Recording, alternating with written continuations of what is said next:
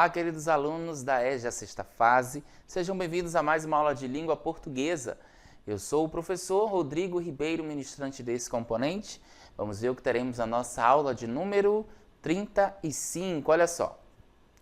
Vamos falar de variação linguística e como detalhamento, o objeto de conhecimento variação linguística e como detalhamento, linguagem coloquial e regionalismo. Vamos à nossa aula. Muito bem, nós vamos falar então de variação linguística, vamos falar de regionalismo, certo? E para nós iniciarmos a nossa aula então, eu trago um vídeo de um professor convidado, um professor amazonense, que vem para contribuir com a nossa aula sobre esse conteúdo, olha só.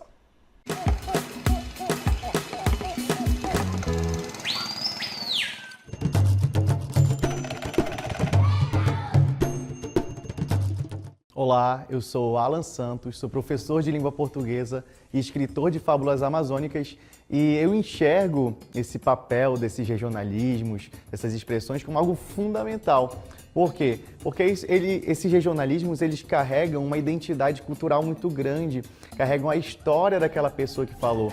Eu, por exemplo, se eu escuto a palavra pitiu, que é uma palavra daqui da região amazônica que se refere ao cheiro forte do peixe.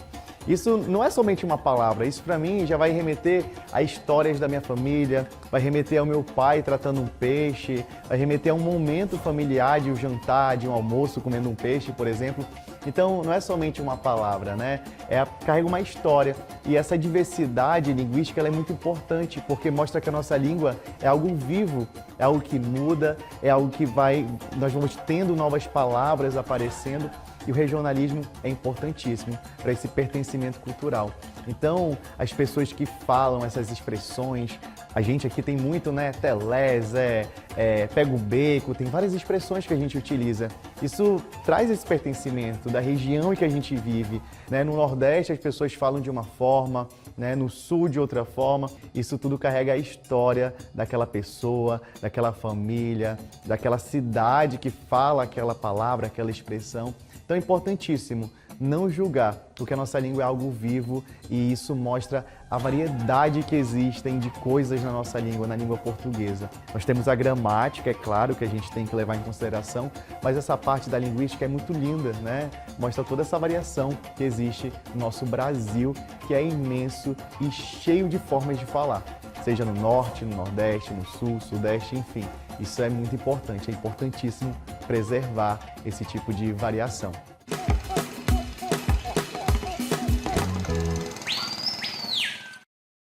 Muito bem, vocês viram então aí que o nosso professor Alan, trouxe algumas contribuições sobre a questão da variação linguística regional, quando a gente fala de regionalismo e qual o papel, qual a importância desse regionalismo dentro das nossas comunidades. Quando a gente fala dessa importância, a gente está falando da questão da identidade cultural que esse povo carrega, Como bem o professor colocou, se você for em qualquer parte do Brasil e se identificar, por exemplo, você está no Sul e você encontra uma pessoa que é do Nordeste e ela fala, gente, você vai identificar que ela é do Nordeste, não ali daquela localidade. Então, o nosso Brasil ele tem uma riqueza infinita dessas variações. E o regionalismo, ele nos ajuda a manter essa identidade cultural, a ter esse sentimento de pertencimento dessa nossa língua dentro da área aí da linguística, certo? Então, vamos continuar falando de variação linguística, que é justamente essa variação. Ela refere-se aos diversos modos de utilização de uma língua, ou seja, as variações sistemáticas que podem se manifestar em diferentes aspectos linguísticos. Então, quando a gente fala de variação, nós estamos falando dessa variação linguística, nós estamos falando do modo de utilização dessa língua. E em diferentes aspectos linguísticos nós vamos ter aí também, na escrita, na fala, em diferentes regiões do nosso Brasil, certo? Nós vamos ver outro vídeo, então, agora mais específico, sobre esse falar, sobre essas variações linguísticas que nós temos no nosso país. Olha só.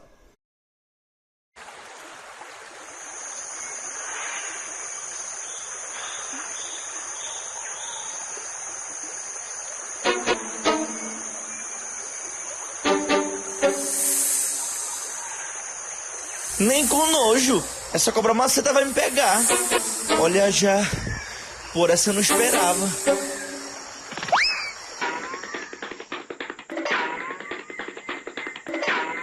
O que aconteceu, Zé? Vi uma cobra maceta lá na beira do rio. Vamos lá, quero vê-la. Telé, Zé. Nem com nojo eu volto lá.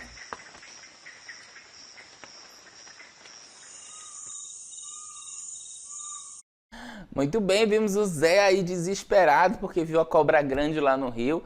E aí, nessa ação, ele falou várias palavras aí que são do nosso linguajar amazonense, né, da nossa região norte, que fazem parte do nosso cotidiano também.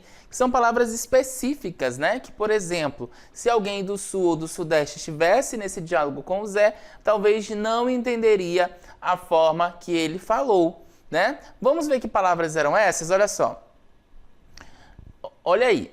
Maceta, né? Ele disse, então, que a cobra era maceta. Então, eu quero que vocês prestem atenção, quero chamar a atenção de vocês para essas palavras aí que o Zé falou, né? Então, maceta. O que vocês entendem como maceta? Né? Nem com nojo. Ainda tem a interpretação, né? A forma de falar. Ó, nem com nojo. Olha já. E depois, telé, Zé. Vejam que cada termo desse que foi colocado ali na fala do personagem, ele teve um direcionamento, né? Foi direcionando, então, ali dentro do diálogo, que são palavras do nosso cotidiano, do nosso linguajar amazonense, né? Dentro do nosso regionalismo. Então, maceta, nem com nojo, olha já, telés. Certo? Muito bem. Vamos continuar, então, a nossa aula. Ainda falando, né, dessa questão da variação linguística, que é justamente, né, esses modos de utilização de uma língua, as variações sistemáticas, né, que nós temos aí que podem se manifestar em diferentes aspectos linguísticos, eu quero trazer para vocês justamente essa diferença, né, essas diferenças que nós temos dentro do nosso país. Por exemplo, a diferença lexical, né, que fala aí da questão da escrita, né? Quando observamos que o mesmo objeto ou situação pode ser expresso por palavras diferentes. Olha só aí, né? A fruta tangerina. Tangerina, nós conhecemos aqui no nosso estado como tangerina, certo? Só que a mesma tangerina, e aí por isso que eu digo, né? Essa diferença lexical, essa diferença na escrita, a tangerina ela pode ser conhecida como mexerica ou bergamota. E aí o nosso mapa está mostrando para vocês quais as localidades do nosso país, do nosso Brasil, em que, né, cada região dessa vai falar, vai tratar, né, desse termo aí de forma específica. Por exemplo, no norte, que é essa parte mais rosinha, não, parte mais salmão, né, a cor ali, mais laranjinha, pronto. Nós chamamos de tangerina. Eu conheço, por exemplo, sempre ouvi falar em tangerina. Mexerica já fica mais ali para a questão do centro-oeste, né, do centro do Brasil, a mexerica. E a bergamota para o sul, né, sudeste, né, isso. Para o sul, sudeste também, que vai trabalhar ali com a tangerina. Mas nós, amazonenses, nós falamos tangerina, certo? Então, uma mesma fruta tem diferentes nomes, né, em cada canto do Brasil. É igual a palavra macaxeira, né? Ali o tubérculo macaxeira, que é conhecido como mandioca, né? Então, determinadas localidades do Brasil, ele vai ser chamado, o tubérculo vai ser chamado de macaxeira e em outras regiões do Brasil vai ser chamado de mandioca. Assim acontece, então, com a tangerina, né? Que é conhecida como mexerica e bergamota. Vocês sabiam disso? Que a tangerina também é conhecida como mexerica ou bergamota? Muito bem, vamos continuar. Temos outro termo, né? Aí que nós conhecemos, por exemplo, eu enquanto amazonense, tenho certeza que vocês também, quando a gente fala, a gente utiliza para se referir a essa ação aí, ó, que está acontecendo, né? Nós chamamos de tratar o peixe. fulano vem tratar o peixe, hoje eu vou tratar o peixe. Né? A gente não fala nem peixe, a gente fala peixe. Né? Vamos tratar o peixe. Já em algumas localidades do Brasil é chamado limpar o peixe. Vamos à feira comprar um peixe, mas esse peixe ele tem que estar limpo, né? Vamos limpar o peixe. Ou então vamos à feira comprar o peixe, mas esse peixe tem que estar tratado, né? Não sei se vocês já ouviram essa expressão de tratar o peixe. Então é justamente isso, né?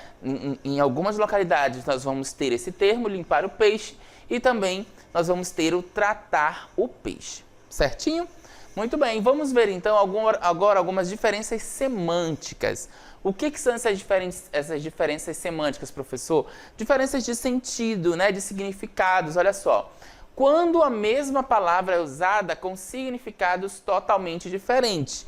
Vocês viram que no exemplo anterior ali do lexical, né, nós tivemos o quê? Uma única fruta sendo chamada, né, por outros nomes em diversas regiões do Brasil. Aqui não, nós temos a mesma palavra, só que com significados diferentes, com sentido diferente, né, dentro da semântica aí. Olha só, aí a variação linguística, então, dentro do nosso quadro, acompanhem comigo. As diferenças semânticas, a palavra manga. Olha só, manga. Como substantivo, ela vai ser uma fruta. Eu comi uma manga, né? Como verbo, ela vai ser xingar. Ah, fulano mangou de mim. Fulano xingou, né? Enfim. E como substantivo também nós temos aí a manga da camisa, né? Por exemplo, isso aqui é a manga da camisa. A gente não tem outro nome para chamar. A gente já se acostumou aí de chamar manga. Então, temos a manga enquanto fruta, temos a manga do xingamento e temos a manga da camisa, né? Que faz parte do tecido. Vamos ver então um exemplo, né, dessa diferença semântica. Olha só. A fruta manga. A manga é doce, certo? Então vejam que ela é substantivo, o artigo a acompanha, né, a palavra manga, e aí ela está substantivada. Por isso que nós entendemos então que é um substantivo, tá? Então, exemplo da diferença semântica, fruta manga. A manga é bem doce, né? Temos então a manga como fruta aparecendo aí pra gente. Olha só, essa manga parece que tá um mel, né, gente? De doce mesmo, porque olha só, ela tá bem amarelinha, bem rosadinha. Chega, deu água na boca aqui de manga. Vamos ao próximo exemplo, ó. Fabiana manga das colegas. Ou seja, a Fabiana vai o quê? Xingar as colegas. É legal isso? Não é, pelo amor de Deus. Não vão estar mangando de ninguém por aí, tá bom? Então, olha outro exemplo que nós temos da palavra manga, enquanto verbo. Só volta para mim rapidinho. Isso, enquanto verbo de xingamento, né? Então, é a mesma palavra com significados diferentes. Agora sim, vamos para a da camisa. Olha só. Fabiana rasgou a manga da camisa, né? Temos também enquanto substantivo, ó, o artigo está aparecendo ali do lado antes da manga, então está substantivando, né? Fabiana rasgou a manga da camisa, tá bom? Muito bem, entendido até essa parte? Certo, então nós vamos dar seguimento ao nosso assunto agora. E eu quero que vocês assistam um vídeo sobre as saudações brasileiras, né? As saudações no Brasil, olha só.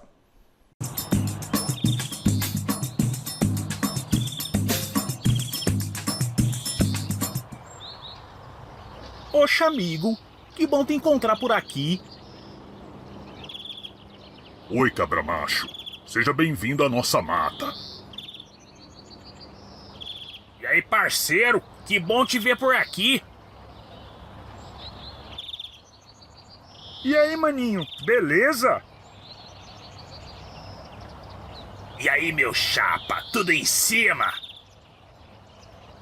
E aí, tchê, seja bem-vindo aos Pampas. Oxi, cabra macho, parceiro, maninho, meu chapa, tchê.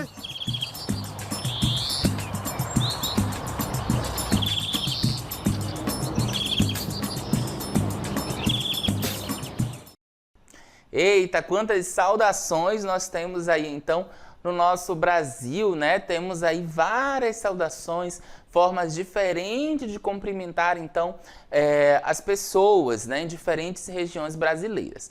Vamos acompanhar comigo, então, cada uma dessas saudações, olha só. Muito bem, preciso que vocês fiquem atentos, então, a essas palavras, né? E de quais regiões brasileiras, ou de qual região brasileira, essa palavra, ela pertence. Até porque, de repente, a gente pode ter uma mesma palavra que é falada no Nordeste, que é falado no Norte, que a gente tem esse, né, esse entendimento, certo?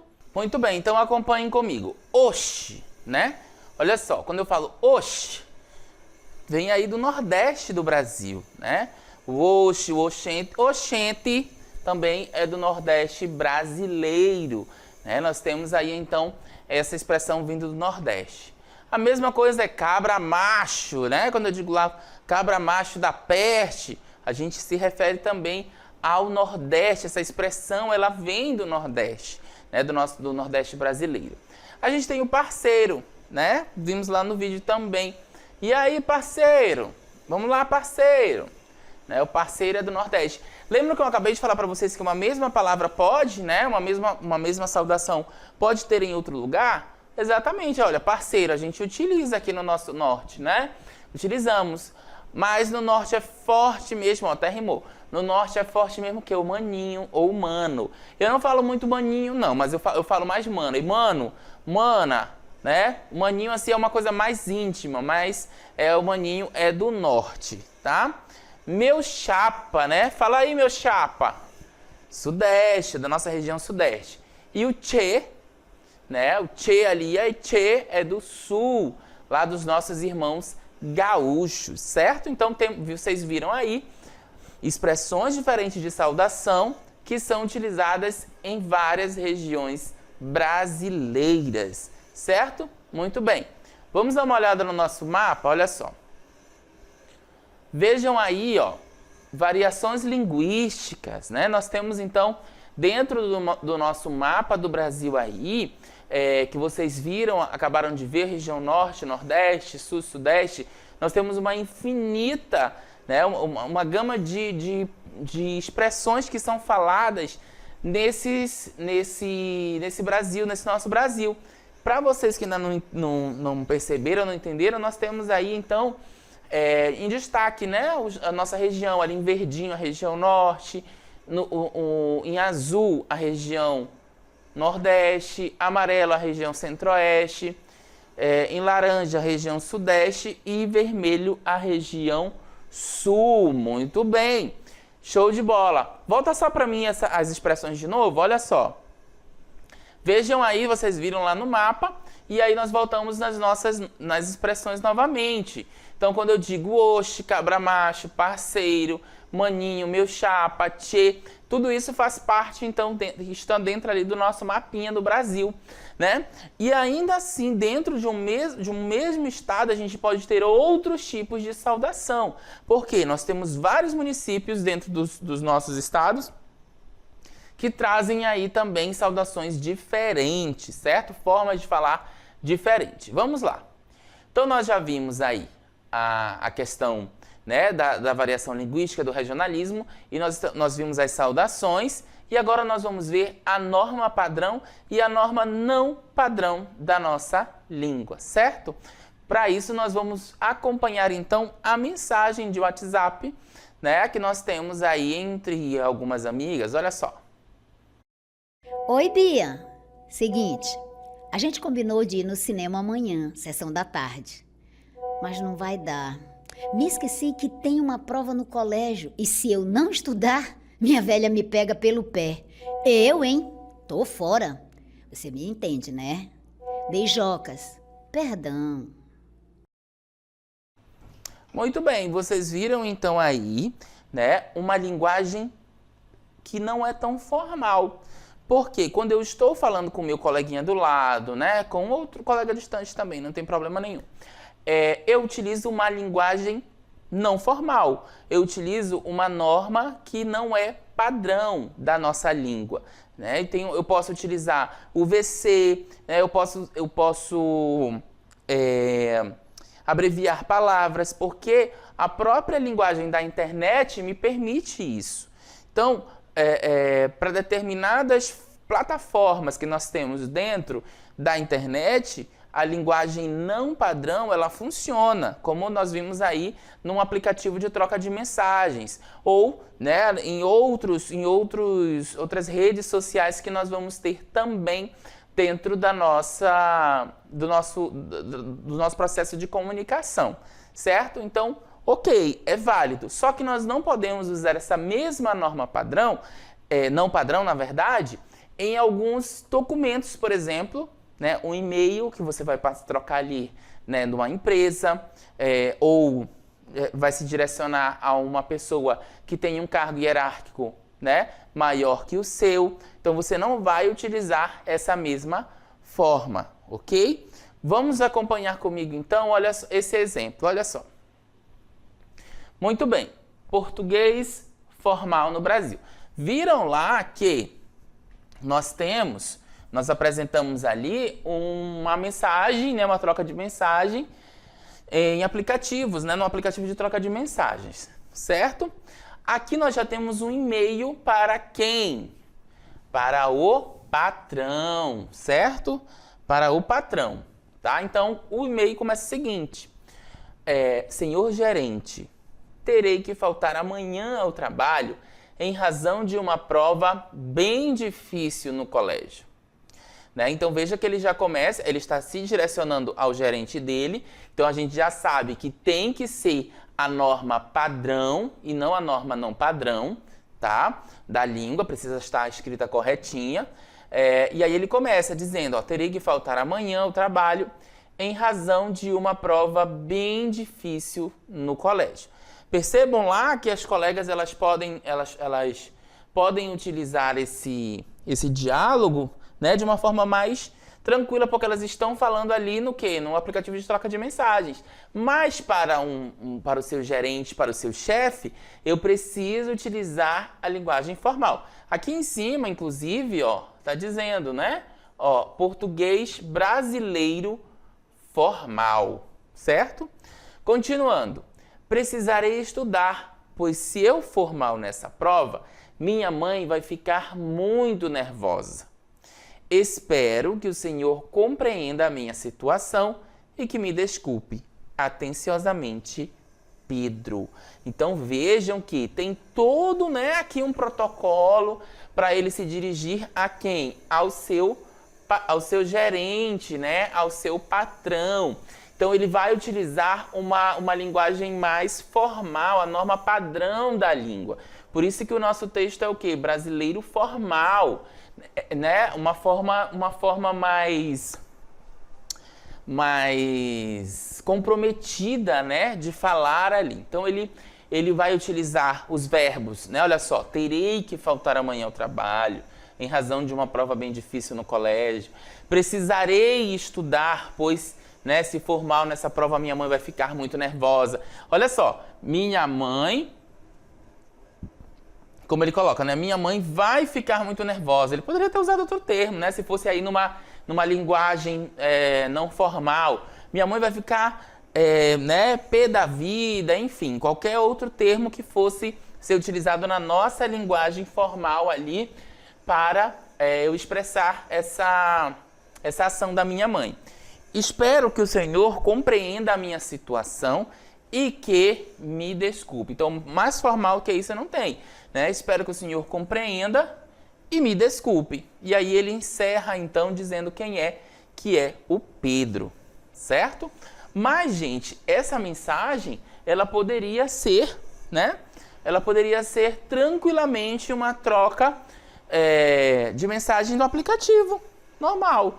Né? Ele poderia não mandar um e-mail, mas sim mandar um WhatsApp. Ainda assim, o WhatsApp, né? Acabei falando, o aplicativo de troca de mensagem, que é o que mais nós usamos, né? Mas ainda assim, poderia ser dentro da norma padrão da língua. Não quer dizer que porque eu falo nesses aplicativos de troca de mensagem que eu vou falar de qualquer jeito. Não é isso, tá? É só... nós temos que entender que o direcionamento dessa mensagem, às vezes, ela tende aí a chamar... a chamar para a norma padrão ou para a norma não padrão. Se eu estivesse falando com um amigo meu dizendo que eu iria faltar, seria de forma diferente. Mas não, eu estou falando com um chefe, então eu preciso ter aí o uso da norma padrão da língua, tá bom? Vamos recapitular agora então que nós tivemos a nossa aula. Olha aí, falamos então do regionalismo, né? A questão de como cada região tem as suas particularidades. Vimos lá a questão das saudações, né? Nós tivemos ali as saudações. E aquilo ali é muito vivo, essa questão do regionalismo, né? De como essa identidade cultural ela deve ser valorizada dentro das nossas regiões. Nós vimos ainda a diferença lexical, que é ali o exemplo da tangerina, né? Que nós conhecemos em várias outras localidades do Brasil, como bergamota, como mexerica. Vimos a diferença semântica também. Isso mesmo, a diferença de significado ou de sentido. Por exemplo, a palavra manga, né? Nós temos ali a palavra manga enquanto substantivo, que vai dar nome à fruta. Nós temos a palavra manga enquanto verbo, que vai trazer aí pra gente um xingamento, né? Nós temos também a palavra manga quando a gente se refere à parte da camisa, certo? Então essa é a diferença semântica. E aí nós vimos por último a norma padrão e a norma não padrão. A norma padrão, como nós devemos nos comunicar, dependendo com quem eu me comunico, essa norma padrão ela precisa, né, estar presente. E a norma não padrão, que é algo mais coloquial do nosso dia a dia. A gente utiliza para falar com pessoas do nosso cotidiano mesmo que nos permitem, né, utilizar esse tipo de linguagem, esse tipo de norma, mais tranquila, mais relaxada, certo? Não quer dizer que é errada, mas é uma forma diferente da norma padrão da língua, certo, pessoal? Bom, espero que vocês tenham gostado da nossa aula de hoje, né? Estão craques já em variação linguística e regionalismo. Eu vou ficando por aqui e a gente volta numa próxima oportunidade. Até lá. Tchau, tchau.